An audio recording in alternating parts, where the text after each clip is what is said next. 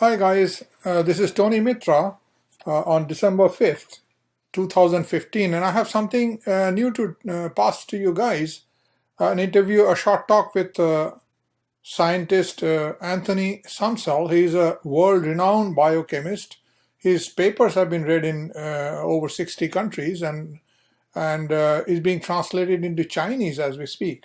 He had something new to tell me today, and that is about glyphosate. Apart from everything bad that we knew about it, there is something even worse, even more fundamental, where it intrudes into our living biology. I'll pass on to our talk with Anthony Samsel. Yes, I'm going to tell you what I'm working on currently for my fifth paper on glyphosate. Okay. What will be in that paper is why glyphosate can cause so many diseases and conditions. I'm particularly looking at how glyphosate causes interstitial lung disease, but I'm also answering the question in that paper that was raised in our first paper. There were critics that said that no one chemical could possibly cause all of the diseases that we mentioned in our first paper and our second paper and our third paper. In actuality, yes, one chemical could cause all of those diseases and many, many more. And once you understand what glyphosate is and understand the biochemistry of the molecule, you can understand all the various biological pathways that glyphosate would affect. Glyphosate is chemically, it's known as N-phosphonomethylglycine, and technically, glyphosate is an amino acid.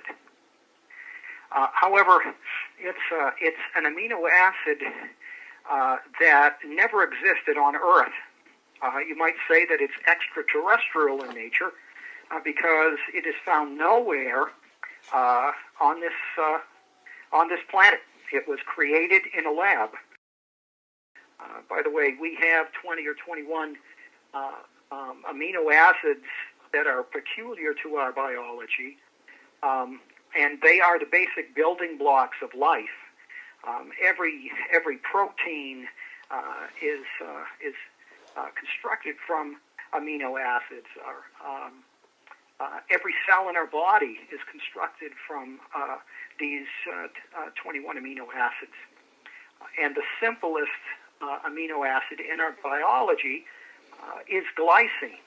Now, when you look at glyphosate and you compare it to glycine, well, glyphosate is a glycine. The glycine monomer is used in the preparation of N-phosphonomethylglycine, which is glyphosate. What they do is they add a phosphonomethyl group to glycine, and that's how they get the herbicide. But when you look at the molecule, it is definitely an amino acid. A tenet of biology with biomolecules like amino acids is that structure determines their function. Glyphosate has about 90% of the market, and that's the one that's found in virtually all foods of the Western diet. Now, this is why glyphosate is so dangerous to our biology. It is an amino acid, and it is a mimetic of glycine. In other words, it can mimic our amino acid glycine. It can substitute itself. Our amino acid glycine performs many, many functions in our biology. Glycine,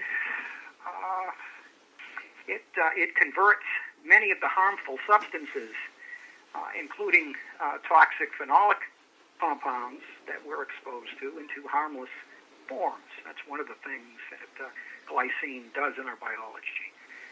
It also is important in the control of gluconeogenesis, or the manufacture of blood sugar from our protein in the liver.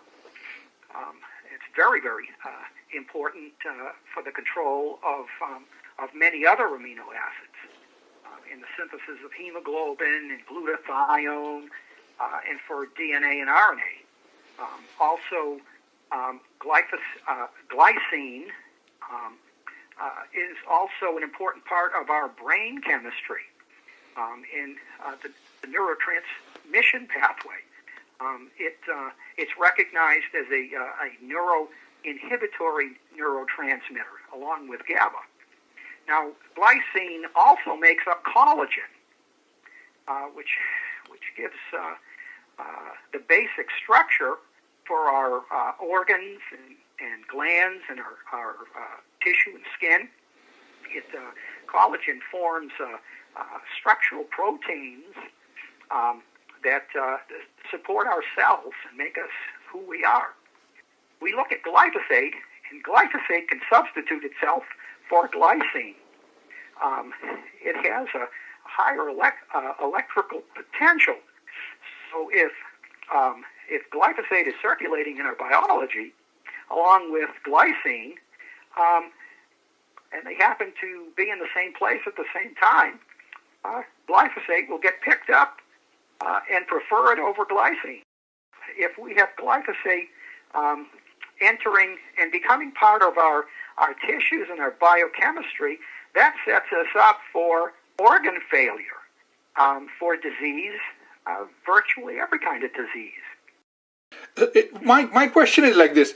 Apart from the food that we are eating, if it is sprayed on grasslands, if it is sprayed over forest where humans are not going to eat things but others are going to eat insects and worms and birds and deers and moose and so on. So essentially, apart from hurting their gut bacteria, they can also have the same problems of the wrong chemical pretending to be a building block in there. Yes.